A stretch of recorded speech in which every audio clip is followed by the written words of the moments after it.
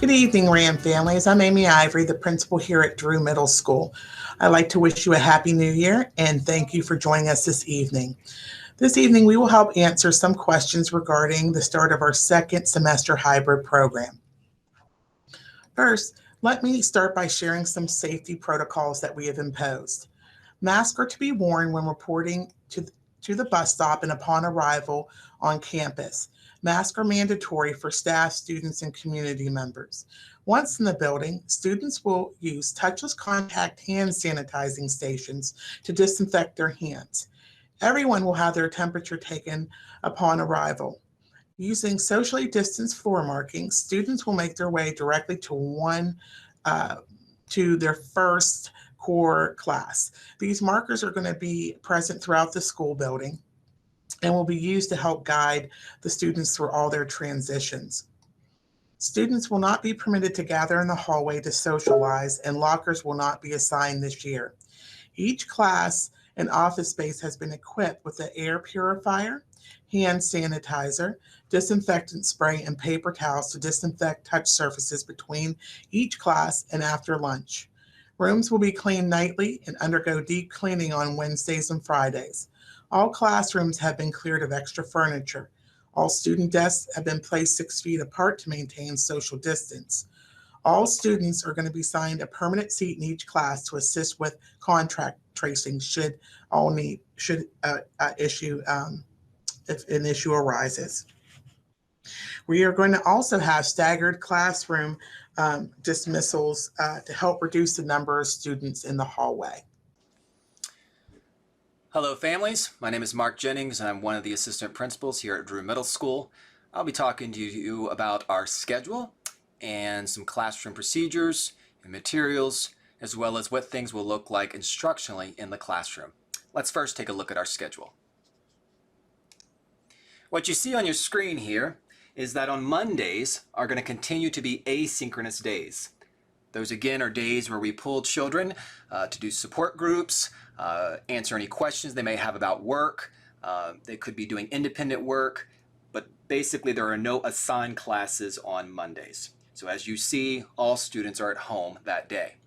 On Tuesdays and Thursdays, they're X days. Wednesday and Fridays are Y days. So we will have a group A and a group B of students coming into the school. So if you've been designated as a group A student, that means you're coming in the building each week on Tuesdays and Wednesdays. So Tuesday and Wednesdays, you'll walk through your schedule on Tuesday, and on Wednesday, the Y day, you would walk through those classes. So 4 classes on Tuesday, 4 classes on Wednesday. Okay, and please keep in mind that this schedule change, this beginning of February, is also the beginning of a new semester. So all students get a new copy of a schedule. We might be shifting some electives. There may be no changes, but most students have a change in their electives. So we'll give everybody a new schedule and we'll walk through that together, whether you're in the building or virtual. So again, group A students, you're in the building Tuesday, Wednesday. As you see, Tuesday, Wednesday, group B students, you're at home, okay? And virtual students, of course, are at home each day. Our group B students would come into the building Thursday and Friday, and so they'll be there walking through their schedule and their classes Thursday and Friday, while group A students are at home.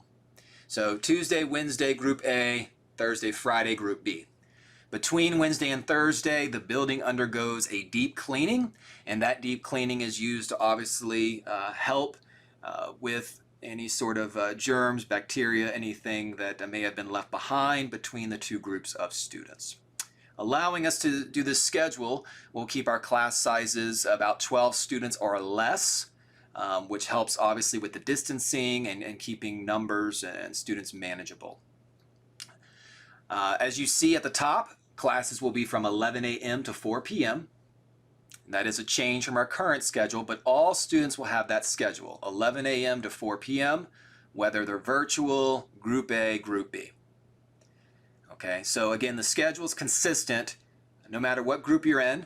It's just basically, am I logging into class, sitting at school, sitting at home? That's kind of what you have to figure out. And in the mornings, you can drop kids off. They can walk to school, but basically we're going to open our doors at 10:30, and start processing students. And you heard earlier from Mrs. Ivory about what processing looks like as far as temperature checks and face masks or face coverings, and making sure kids are able to safely come into the building. But 10:30 we'll open those doors, and why are we doing that? It's to help with the number of car riders and walkers. We don't want kids congregating outside waiting to come inside the doors. So as buses get here, we'll depart and get in the building as quickly as we can after we've gone through and checked properly. And so again, we don't want children congregating, whether it's outside or in the hallways.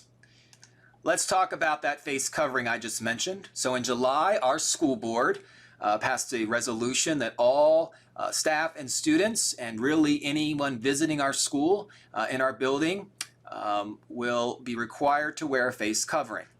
And so again, most I've seen people have purchased their own. If a child or staff member, someone happens not to have one, we do have some. And so again, it is required. It's something we'll check for, in the mornings as children come off the buses. You may notice too, kids and parents, that teachers, as we move to this hybrid model, as you see at the bottom, may be wearing a face shield. Some teachers wear the face covering and the face shield combined. Some may be wearing the face shield as they may come in closer contact with students as an extra protection there. So here are some things of supplies you would want to bring to school. What you would want to be doing here would be thinking about bringing a Chromebook. And so with that Chromebook here, you want to bring that charged. We will have some, charging stations and some extra outlets and some chargers, but it's nice if it's fully charged because it should last you the whole day, and obviously it helps with where you're sitting and things like that. But don't really need to bring a charger, but you do need to bring the Chromebook. You can bring your own water bottle.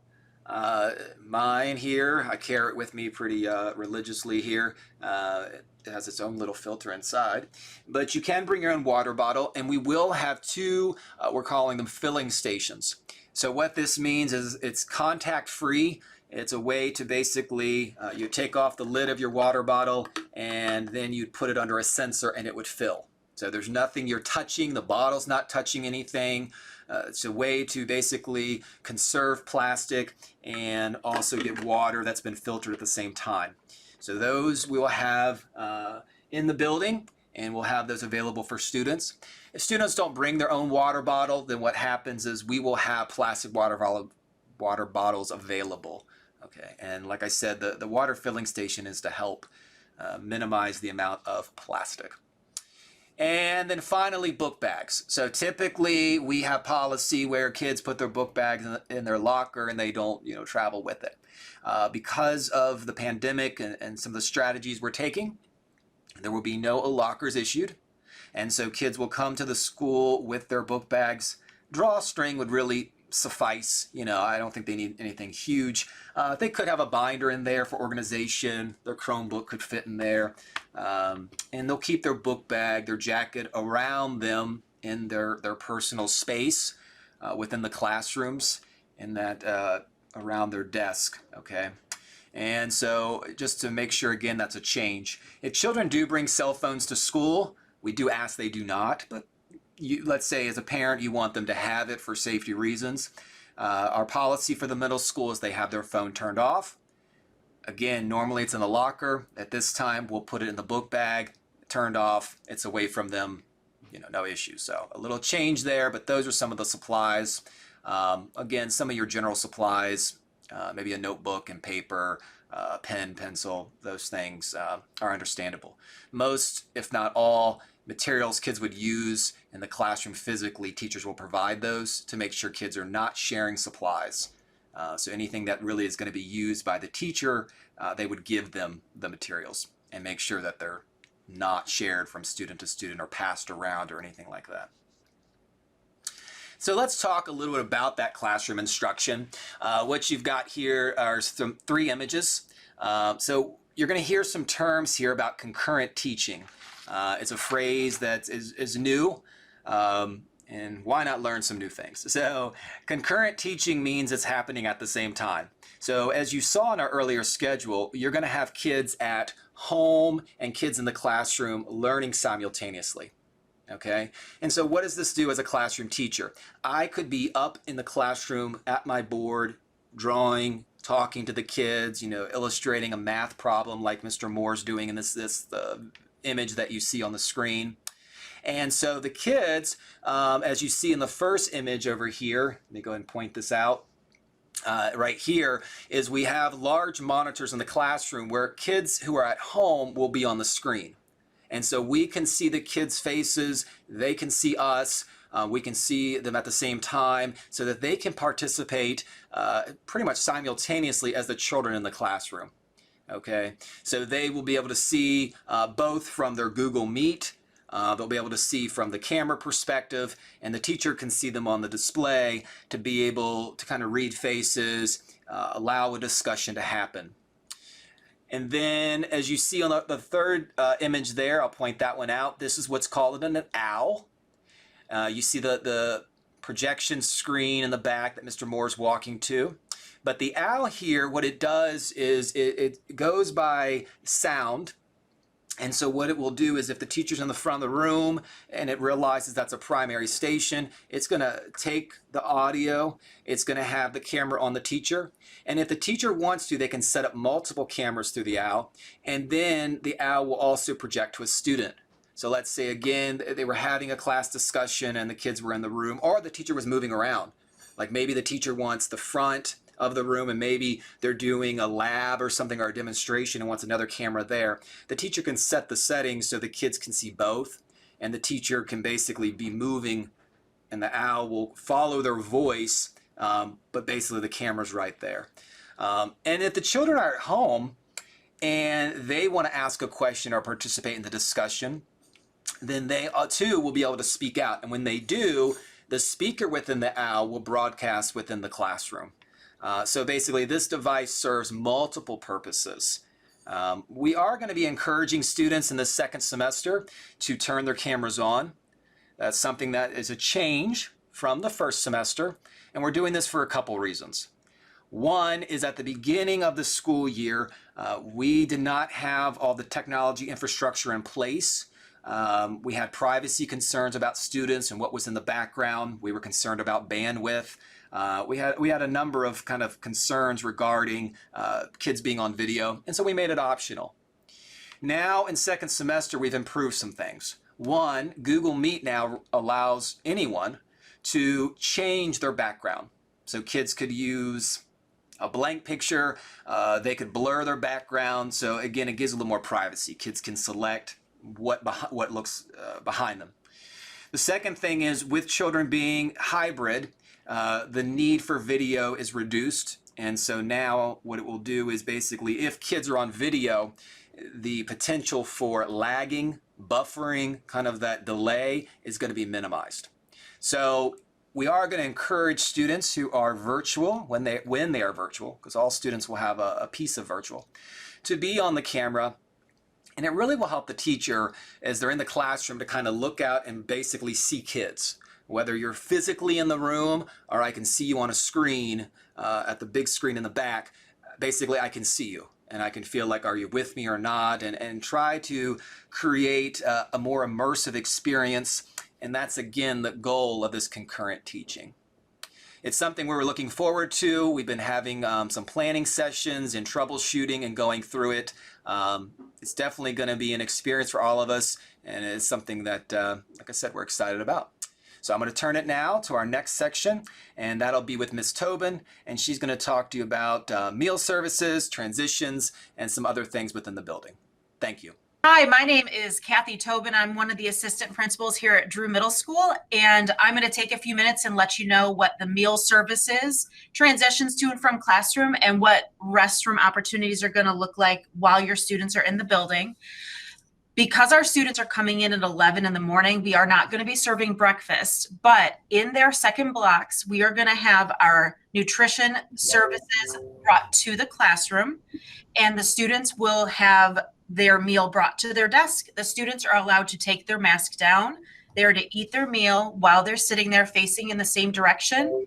Upon finished eating their meal, they're welcome to put their mask back up, and they can stay in their seat and they can socialize with their peers in that space. There is not going to be any walking around. They're not going to be getting close to one another. They're going to stay in that space. They're also going to be sanitizing their hands before their meal. They're going to be sanitizing their hands after their meal. We also have a solution that the students can wipe down their desks as well to make sure that everything is nice and clean after they've finished eating. In terms of hallway traffic, we are going to have our students leave class and go directly to their next destination. Part of the great features of Drew Middle School is that we are small, so going from point A to point B is pretty direct route, and it is very short distance. So our students are going to be going directly to their classroom. They are not permitted to go to a locker. They're going to go directly into class and sanitize on the way in and then sit in their seats. In terms of using the restroom, we are not going to have the restrooms open during class changes. They are permitted to use the restroom as needed during their class. All they have to do is simply raise their hand and ask their teacher if they can go. Our teachers are only allowing one student out of their class at a time. We also have a faculty member at the restroom to receive the students when they show up. So once the teacher permits the child to use the restroom, they will have a link on their Chromebook to fill in. They're going to go through and fill in the Google forms so that the person, our staff member on duty at the restroom, is going to know they're coming, and we're only having one student in the restroom at a time. They'll wash their hands, and our staff member outside is going to make sure that we monitor that, and then the student heads right back to class. This also permits us to see when they left their classroom and when they headed back to their classroom, so we know where they're at in the building during these times that they're not in their class. Physical education protocols. We will be using limited equipment in PE class. Physical education activities where equipment is used, students will be assigned activity pods of 3 or 4 to work together for the duration of each activity unit. We will get outside for activity as much as possible. Virtual students will be provided an alternate assignment when face-to-face students are participating in an outside activity. Students are required to wear a mask at all times unless involved in strenuous exercise where they are maintaining 10 feet physical distancing and directed by the teacher to remove their mask. All students must bring their own water bottle. Locker room will not be permitted. Athletics. Winter sports, girls basketball and wrestling begin Tuesday, January 19th and Wednesday, January 20th, 4 to 6 p.m. Upon arrival, before exiting their vehicle or bus, each student will have their temperature checked and be asked a COVID-19 questionnaire. Each student must have a completed VHSL physical dated after May 1st, 2020. If the student does not have the proper paperwork, they will not be allowed to stay for the tryouts. Students are also required to bring at least 32 ounces of water. There will be no shower fountains are not available. Each student must come prepared to practice in appropriate attire. Locker rooms will not be available for changing of clothes. If students have a temperature lower than 100.4, answer COVID-19 questionnaire, and have the correct paperwork, they may exit the vehicle and enter the building. Students that do not meet one or of the above criteria will be sent home in their vehicle or placed in a classroom to await parent pickup if they rode the bus.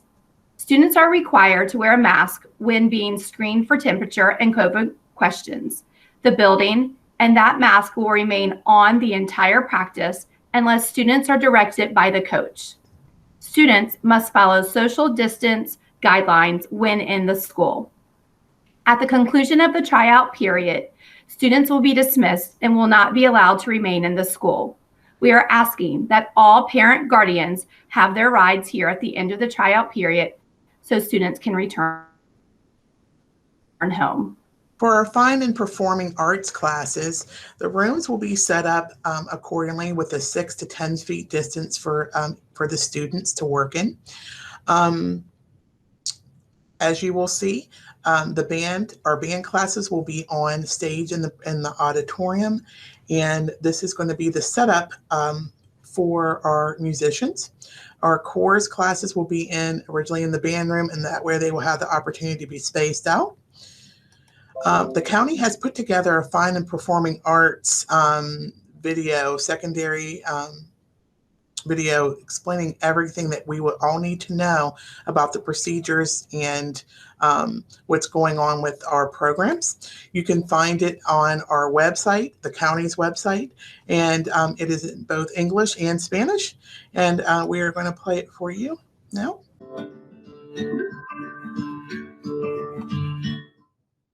Hello, my name is Anna Marie Bolino, and I oversee the Fine and Performing Arts programs for Stafford County Public Schools.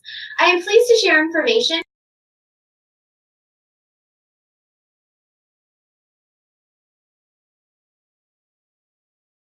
It's doing it again. We know how much our students have missed the robust arts education during this pandemic. Can you hear We now? have also missed the masterpieces, performing art, and making music together. As our art students return to school, several protocols and procedures will be in place to mitigate the spread of the virus, so we may perform and learn as safely as possible. A list of the guidance documents used in creating our protocols and procedures will be available on the SCPS website. All fine and performing arts students will maintain a physical distance of at least 6 feet and will wear masks, even when they are playing a wind instrument. Band and chorus students will actually be placed 10 feet apart. When possible, theater students may also be placed more than 6 feet apart, perhaps 8 to 10 feet. All students in our performing arts classrooms will face the same direction as much as possible. Instrumental music students will not be sharing instruments. Students with larger instruments will be provided an at-home instrument as well as one at school. Students in our classes will not be sharing items such as music, scripts, pencils, valve oil, wigs, props, and art supplies. Art students will bring their SCPS provided supply kits to school to use. If students need to use an art supply that is not provided in our kits, these items will be disinfected at the end of each class use and will be stored in containers for at least 24 to 48 hours prior to the next usage. Shared services such as chairs, tables, and music stands will be sprayed and wiped down after every class period. Further details will be forthcoming from your student's school. SCPS will provide a triple layer bell cover with a MERV 13 filter for our wind instruments. Wind students should have a separate mask for band class that has a slit in the middle of the mouthpiece. Brass players will use absorbent pads to empty their water keys that will be disposed of after each class period. Band and chorus rehearsals will be limited to 30 minutes. Then the room will be cleared for at least one HVAC air exchange before the next rehearsal. Therefore, your hybrid chorus or band student may shift to a different location during the class period. But don't worry, the teacher will still be in the Google Meet during this transition, so there will not be a disruption to the students accessing virtually. Routines and procedures will continue to be very important. When students enter the classroom, specific protocols to include hand washing or hand sanitizer will be followed. Teachers and schools will create pathways for students to flow through the space while maintaining physical distancing. We will limit and monitor the number of students to enter instrument storage areas, and some schools may even opt for at-school instruments to be housed within the band room. Just as we modified our virtual instruction, we will continue to adapt during the concurrent teaching model. Music students in the classroom will perform in real time with their teacher and will be heard through the computer speakers by the virtual students. The students at home will be able to play along with those in the classroom. However, because of the internet lag time at home, the students may be hearing at different times than their virtual peers, which is why students will have to stay on mute if they are at home. When working on scenes in drama classrooms, teachers will facilitate this work with both hybrid and virtual students. When virtual students are asked to perform a passage, they can unmute and will be able to be heard by both their virtual and at-school peers via the technology set up in the classroom. Our teachers will continue to engage the whole class in discussion, individual performance, giving and receiving feedback, and more. The guidance documents used to develop these mitigation protocols are available on the SCPS website. Any specific questions regarding your school's plan can be addressed by your student's teacher. Thank you for watching, and we look forward to seeing our hybrid students in our schools soon.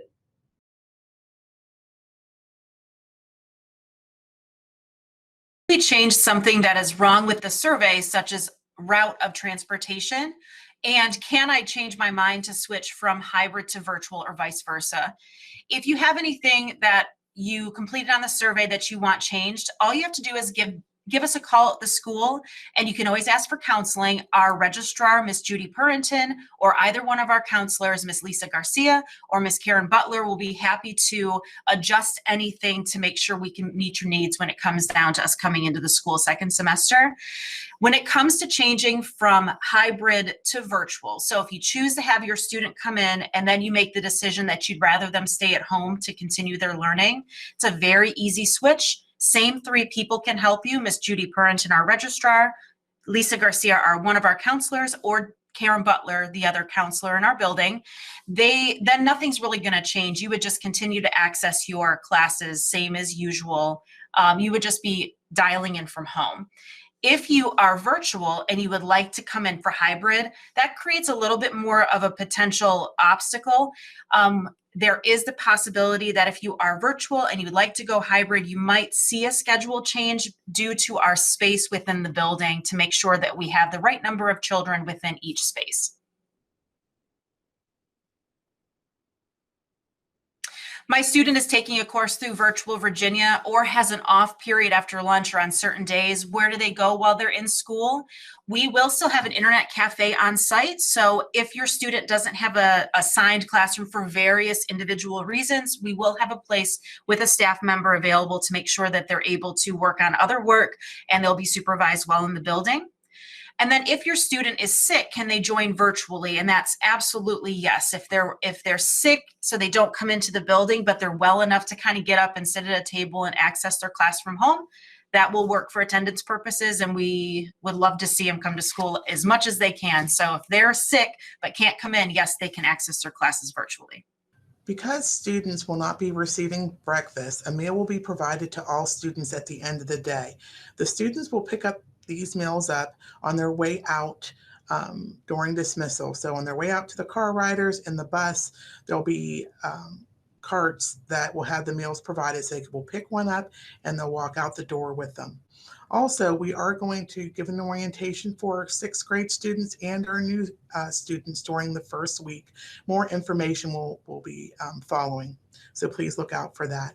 I'd like to wish you all a good evening, and again, thank you for joining us tonight.